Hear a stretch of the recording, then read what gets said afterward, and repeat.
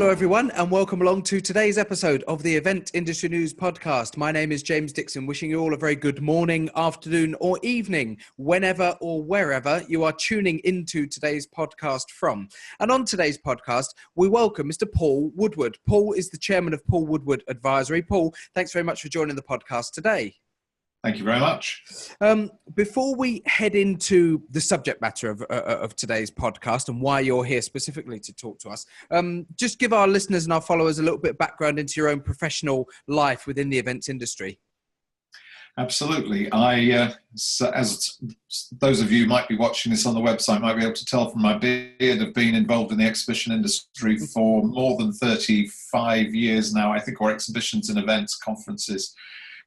Spent 25 years of my career based in Hong Kong doing business in Asia, and most recently based in Paris as the managing director of UFI, the Global Exhibition Industry Association.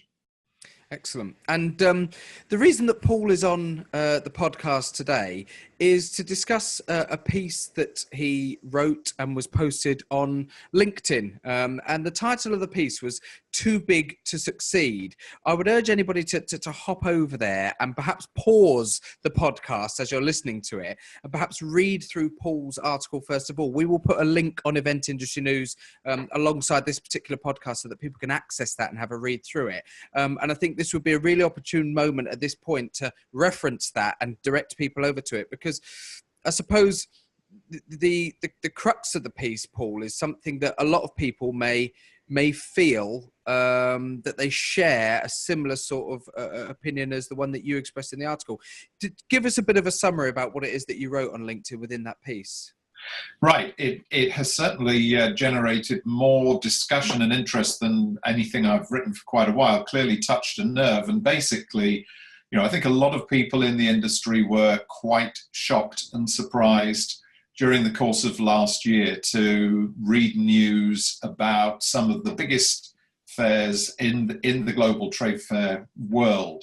Mm-hmm. Either closing or really suffering some sort of major problems. I mean, the big shock news, it made front page news all over Germany, obviously was the announcement that Cebit would no longer take place, and has sort of fallen from a position where 10, 12 years ago they were getting 1 million visitors a year coming to the fair, to a position now where they've had to sort of close the doors. We've seen Baselworld, which was the world's biggest watch fair, still is probably the world's biggest watch fair, but have over a 2 years period, something like a 50% reduction in exhibitors and a real sort of public spat with the CEO of Swatch, which is the world's biggest watch company, lots of luxury brands as well as the cheap plastic ones, with the organisers of Baselworld in Switzerland, which actually led to the CEO of the company that owns Baselworld having to resign.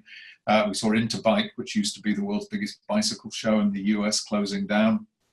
Now, at the same time, an awful lot of the big trade fair companies around the world are in rude good health, reporting great profits, and we're seeing mergers across the board. We're seeing private equity companies paying eye-watering numbers for exhibition companies, but at the same time, some real sort of cracks in the edifice appearing, and so I was really trying to get under the skin a little bit of what was going on, and whether we were just as an industry being too complacent about the idea that these shows were so important that people would always have to come what may, what was going on there, basically. There are a number of discussion points that I suppose open themselves up as a result of this piece. And certainly when I read it prior to recording today's episode of the podcast, there were several things that I jotted down. One in particular, and I suppose where we can start from, relates to the presence of what you could term big brands within these significant sized trade events.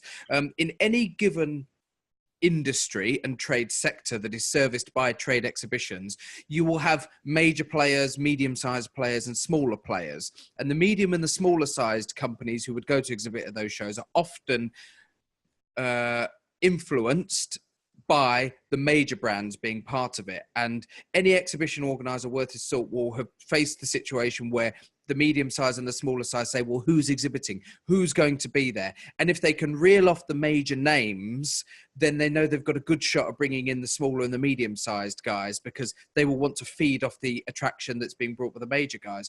I noticed that a lot of these shows have suffered, or some of these shows have suffered, because major brands have pulled out and no longer see the value perhaps in exhibiting there, which perhaps leads to the smaller and the medium-sized guys also pulling out. Is that a trend? Is that a fair trend? And is that something that is relevant to this particular discussion? Yeah, it is. And it's not across the board. I mean, you know, we still have a number. I mean, look at the sort of huge success of CES in Las Vegas again. I mean, they appear still to be engaging with the big brands in a way that the brands find useful, and presenting them with an audience in Las Vegas there, which they find useful. So this is not me standing on the top of a mountain sort of saying we're all doomed. I mean, we clearly aren't. But in some of these big shows, you're absolutely right. When the big brands start looking and saying, maybe this isn't the way that we that we feel we can most effectively spend our event marketing dollars. And if they then go as far as to pull out, you're right, really the wheels fall off the bus fairly quickly at that point, and a lot of the other companies will start questioning whether they should really be there, whether the crowds are going to come if the big brands aren't there.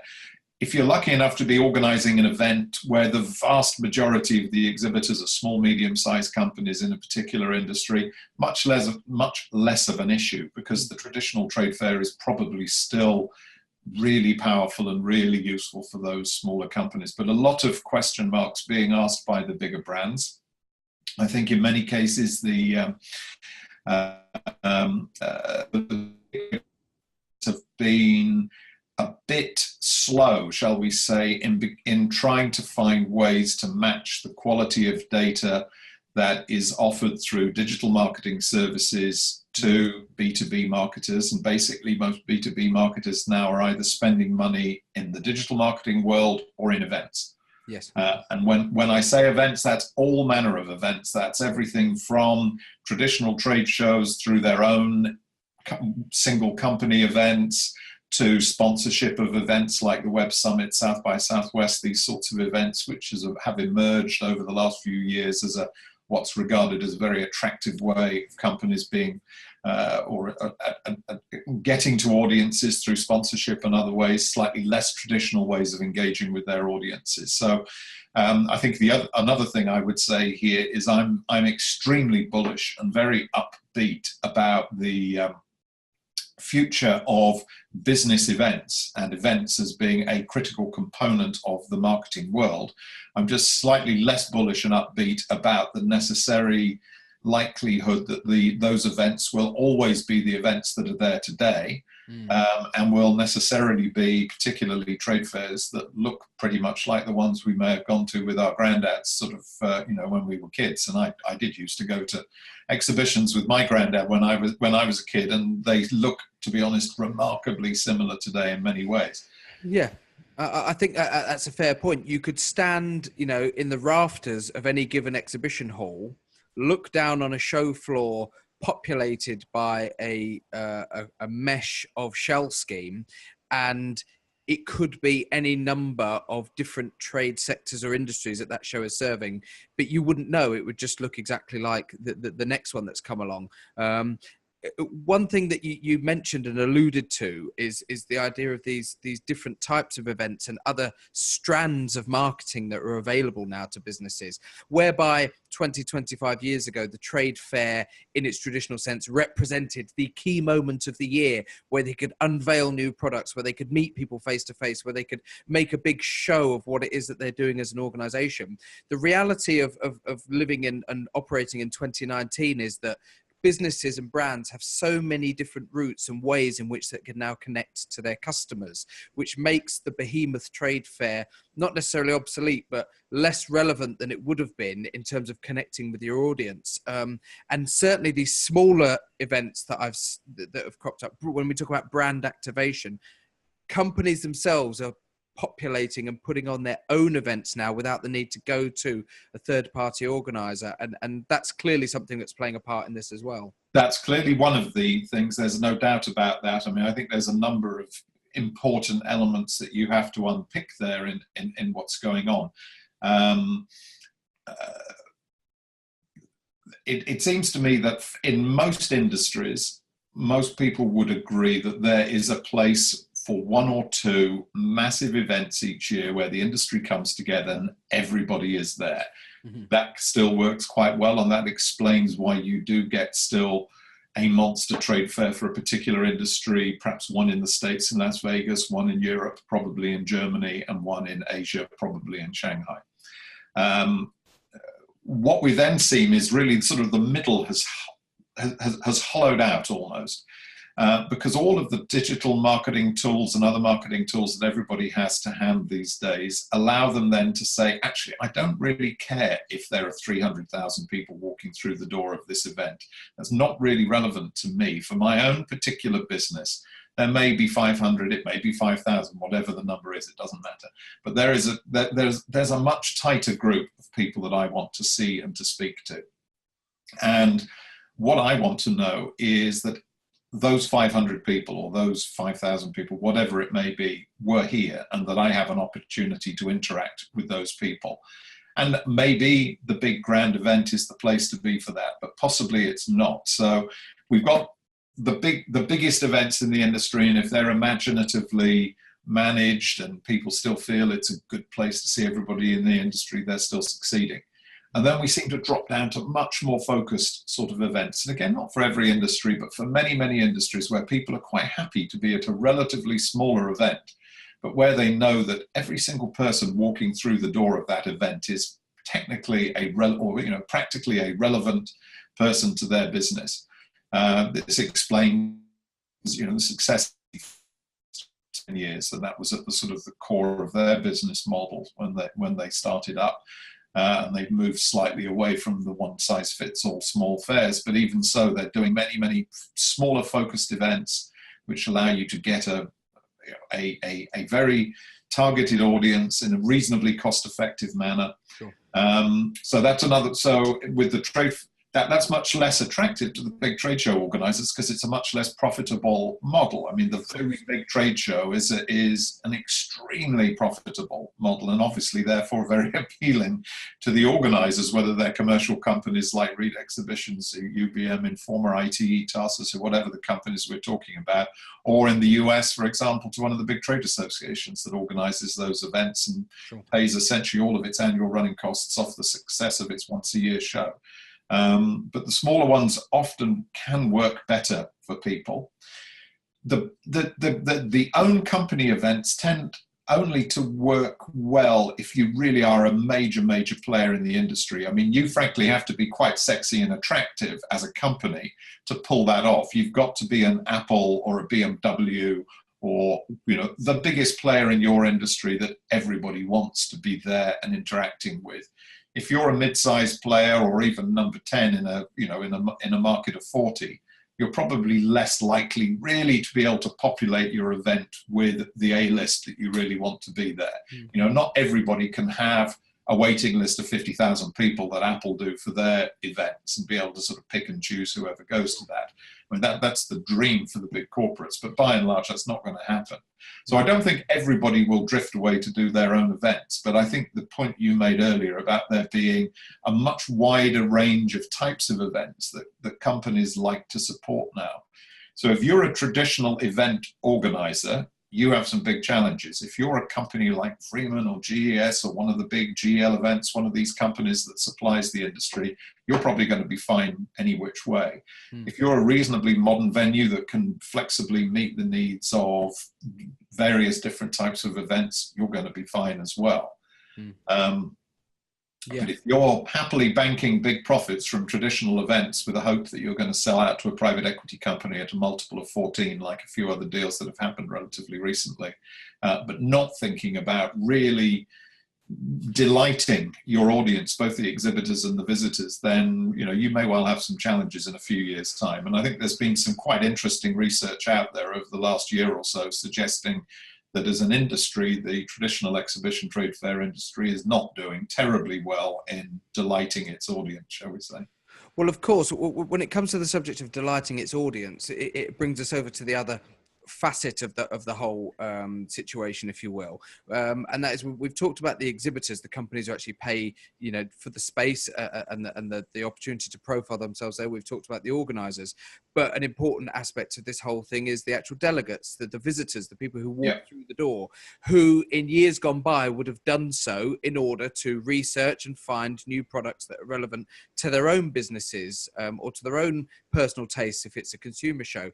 And of course, now we have to accept the fact that consumers no longer need it to walk into gigantic fairs like that in order to find what they're looking for. They can pick a phone out of their pocket now and do that in 10 seconds. So when we talk about making it a delightful experience for them, if you offer the opportunity to slog 2 or 3 days around a gigantic German trade fair, or sit in your office on the laptop and find exactly what you need in half an hour, it's a tough one for them to weigh up now, isn't it, as a consumer? Well, yes and no, because I think, to be honest with you, we went through that loop sort of 20 years ago when the internet first became available, and a lot of sort of information and directories went online, and events that didn't adapt to that died at that stage, and we saw events like Comdex in the States famously disappear relatively quickly, because exactly as you say, the sort of the raison d'etre of Comdex in the old days was the point at which all the tech companies rolled out and announced their next big thing. Bill Gates would go on the stage and talk about the latest version, Windows 3.0 or something exciting like that. And clearly the need to do that simply disappeared. I mean, if you showed up at an industry event now not knowing what was going on and who was doing what, you would be considered to be out of touch. So it's not really why people come to events, even the big traditional shows. They want to go and maybe see the stuff they've read about. They want to go and meet the people at the companies. There's also nervousness 20 years ago that the events would die out, that they would all be replaced by virtual experiences, and that clearly hasn't happened. That's partly because all the efforts at virtual events have either been boring or peculiar, as far as I'm concerned. But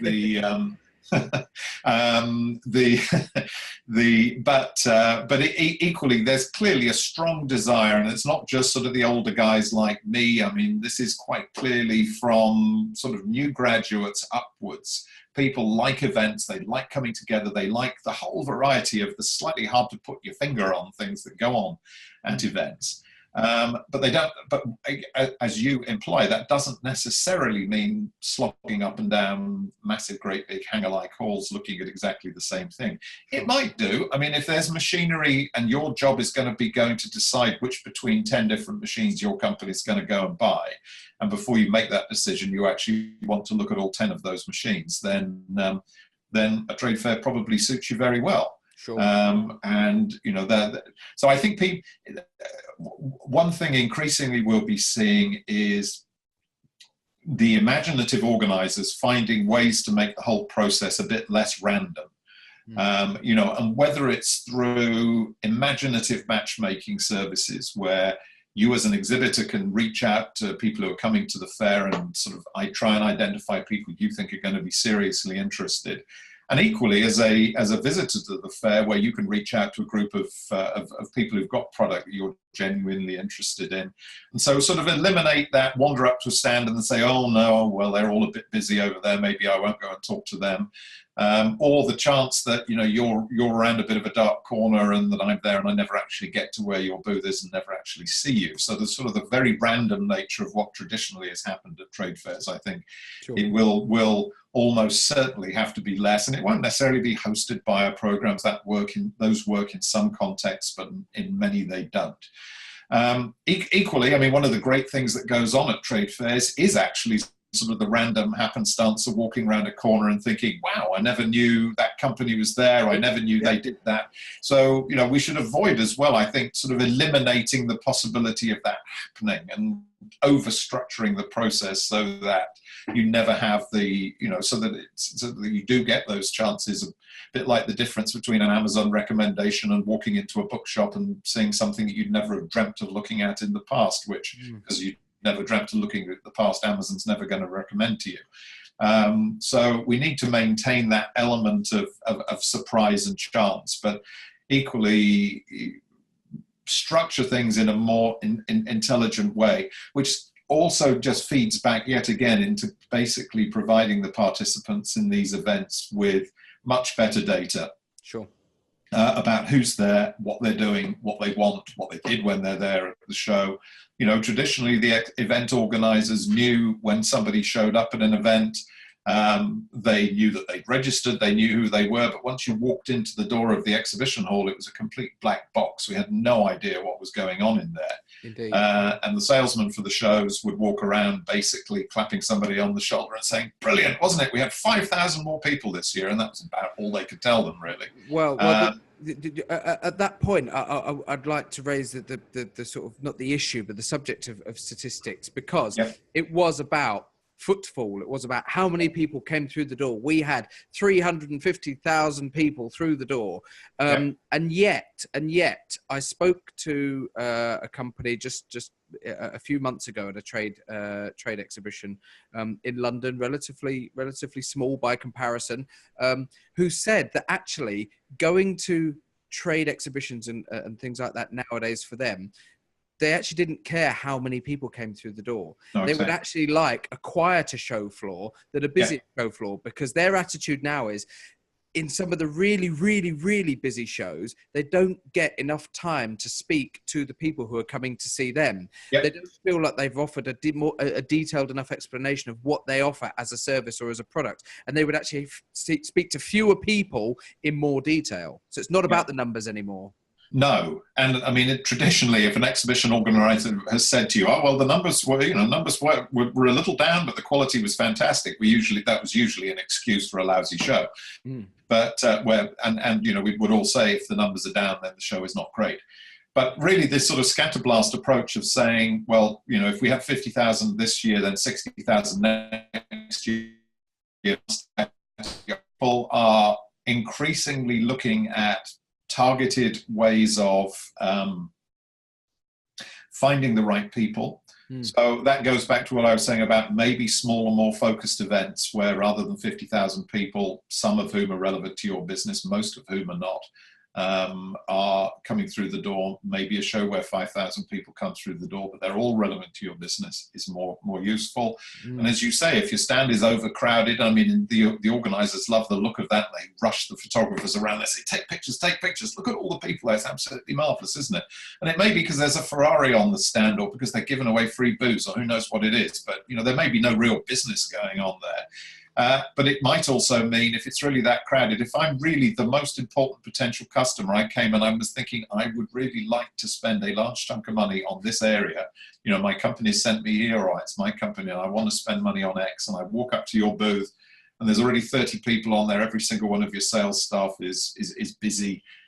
I'll probably walk away, you know, so that's not so ideal. So you're right. I mean, intelligently coming up with the right quality audience has got to be the secret. And that loops back nicely then into the whole concept that the most important asset of event organizing companies is the data that they collect, data that they develop. Yes. And, you know, already we have an awful lot of tools in hand that mean it's a lot more than the old name and address, job title, you know, purchasing power sort of thing, which sort of emerged out of the old business-to-business magazine bingo cards. Basically, you had to fill in order to get your magazine for free. And you know, that until relatively recently, that was pretty much, everybody said, "Oh, we have marvelous databases. We've got 1 million people in the database," but it wasn't much qualitative information in there about what they were doing. Increasingly, the more imaginative organizers recognize that's really the next sort of step on the ladder, and that puts them into a whole new and interesting area. And if, as event organizers, they don't do it, and they simply look at ways of maximizing their profits so they can sell out for an even better multiple to a private equity company, I think, you know, there is still the chance that we will see digital media, digital marketing companies who do have that data and understand the value of that data beginning to parlay that into events, because a number of those digital marketing companies say to me, you know, I've got clients who say, "You do brilliant stuff for us online. Can we get together once a year? Because we'd actually just like to see each other's faces and, you know, do all of those things that we were talking about earlier." So, I suspect the competition, the scariest competition will probably not come from among the people you see in the room at an Exhibition Industry Association event now. It'll come from companies who they don't think of as their competitors at the moment, but know how to use that data, know how to deliver those audiences, and because they're looking at that data intelligently, know what those audiences really want and are really interested in. So, there's no doubt in my mind at all that business events have a fantastic future. It's just that we may find, almost certainly will find within 5 to 10 years, quite a different mix of companies organizing those events. Sure. And interestingly for me, having had a chance to read through your article and drawing on other experiences, I've seen in the last year a handful of companies become more prominent within the exhibition arena in the event space, who offer movement tracking of people within any given indoor space. So heat mapping, the ability to see how long people dwelled in a certain area of an exhibition hall, for example. And I'm curious to maybe just ask you what your own experiences of that, and how much of that type of technology you've seen, and how organizers can really sort of start using that to your advantage. Because when we're talking about qualitative data and being able to really look at data in a way that you can actually manipulate it and use it to your advantage properly, being able to see where people are traversing within your area is going to be massive, isn't it? In being able to manipulate floor plans. Yeah. It is, and I mean, there are all sorts of interesting things that organizers can do with that kind of data and those kind of insights. I actually think the really exciting development happens at the next level down from that even, really, which is finding ways which, of course, are acceptable to participants in terms of their privacy and exchange of data and everything else, but which really at a much more granular level focus on what they're doing on individual booths. And I think the sort of the smart badge, the things that companies like Poken and Conduco are doing, where you can actually, you eliminate the need for somebody to collect you, and then not just that 100 people came past my booth today, but exactly who those 100 people were. Yeah. And if you maybe have set up 2 or 3 different readers on your booth, you can actually say, okay, well, most of them were actually interested in this part of my product range, so next time we do this show, we should bump that up, or this is the area that's of real interest in the industry at the moment, we should be focusing our marketing effort into those areas. So you can start to begin to get real sort of granular information, roughly equivalent in some ways to the sort of stuff you can get from your digital marketing campaigns that say, boy, everybody's clicking through on X, and that really tells me that X is what's interesting at the moment. It raises all sorts of other interesting possibilities. If you start to have areas where you can measure exactly how visitors are interacting with your booth, you can get almost into a sort of a pay-per-click pricing model for events, basically, where you say you don't pay us anything for your booth until people start clicking through on your, and you've got people there to take the conversation on and keep it going. So it's not an entirely sort of robotic, automatic activity, but sort of having real sense of what's going on the show floor, giving your exhibitors opportunities to quickly and automatically almost sort of gather the information of who's there, because an awful lot of exhibitor money is wasted at trade fairs. They may come to the organizers and say this was a rubbish show, it was terrible, we didn't do any business there. Indeed, yes. But very frequently that's because they haven't really set the booths up well. They maybe collect information and then they forget to follow up on them, or everybody gets back to the office after the show and they're so busy with all the stuff they missed last week when they're at the show, they never quite get around to putting the data into the system and following up. We've all had this experience, Absolutely. And you go to a show and you're genuinely interested in a particular type of product and you talk to 4 or 5 companies. I'm sure you've had this, I certainly have, for personal issues, business issues, you talk to 4 or 5 companies. If 2 of them actually follow up with you and say, it was nice to see you at the show, with an email or a call or whatever, it was great to see you at the show, can we provide you with more information? Are you actually in the market for buying now? I've never had better than 2 out of, say, 5 companies actually follow up at all. And it's interesting you say that, and the challenge, I suppose, that you could, and the gauntlet that of laying down pay per click when you use these sort of touch point services would be fascinating to see whether or not an organizer actually takes the plunge and has the, I suppose, the guts and the backing to be able to go in and do that. Because one thing that I think personally that would drive is the attitude towards how an exhibitor then does exactly what you were talking about, which is following up on the data that they collect and actually using it appropriately and doing something meaningful with it. Because you're right, too many exhibitors spend the money, whinge to the organizer that they didn't get much from it, but when they actually look at their own efforts and what they did to maximize it there, they would need to be answering a lot of questions. A pay-per-click model, that I know it's a one singular scenario, but if they're having to pay out based on how many touch point interactions that they've had, I think ultimately what that would do is drive them to actually utilize and make more of those clicks and the information that they're given, because they've had to pay out money for it. Yeah, there have been a few experiments with it in China. It hasn't, I mean, to be honest, it hasn't, the thing is not fully thought through or worked through yet, and it certainly hasn't become a sustainable business model there, but it has been tried on one or two occasions, and frankly it will scare the pants off a lot of event organizers who sort of see the potential for organizing an event, paying the venue, and actually not getting paid because genuinely they aren't delivering the right audience to their participants. So it's quite a scary prospect for people in the industry, but and I'm sure it won't fit with every business and every type of industry and every type of fair, but it's a very, very interesting prospect. And I wouldn't be at all surprised to see in some sectors ways of that, some variation on that beginning to emerge. So lots of exciting developments, I think. Absolutely. On today's podcast, we've been talking to Paul Woodward. Paul is the chairman of Paul Woodward Advisory, but a man with significant experience within the exhibition industry. And particularly, we've been talking about an article that he posted on LinkedIn that was entitled "Too Big to Succeed." As I said at the start of the episode, we will post a link to that piece on LinkedIn. It will only take you a few minutes to read through it, but what it is, it's one of these great conversation starters. I'm sure it will prompt a lot of interest. Well, it's already prompted a lot of interest, as Paul alluded to at the start of the episode, but I'm sure that as a result of today's podcast, more people will go over there and read that and form their own opinions and have things that they would like to perhaps say. And if you do have something to say as a result of that, please do get in touch with Event Industry News. But similarly, Paul, if somebody wants to get in touch with you directly as a result of that LinkedIn article, how could they go about getting hold of you?